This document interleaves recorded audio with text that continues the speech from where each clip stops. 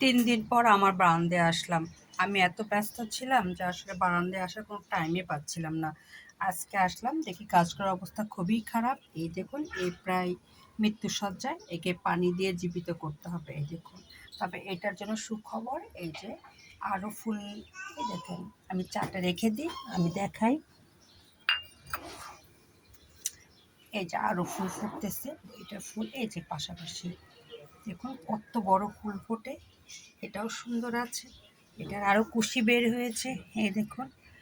তার সঙ্গে হ্যাঁ, অনেক কুশি বাড়াইছে। 3 দিন পর আমি বারান্দায় এসে দেখি গাছগুলো, তবে এটার অবস্থা ভালো না।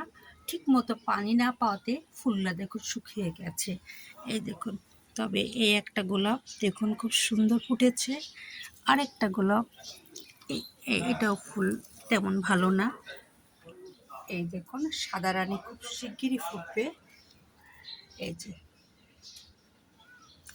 কারণ গাছগুলোর অবস্থা খুব একটা ভালো না, ঠিকমতো রোদ পাচ্ছে না বিধায় গাছটা মনে হচ্ছে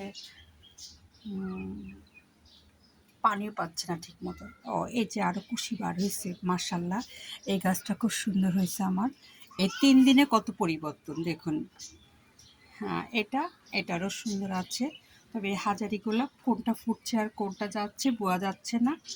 দেখি এটার অবস্থা। হ্যাঁ, এটাও সুন্দর। ও মার্শাল্লাহ, একটা কলি আসছে, এই দেখুন, এই দেখুন।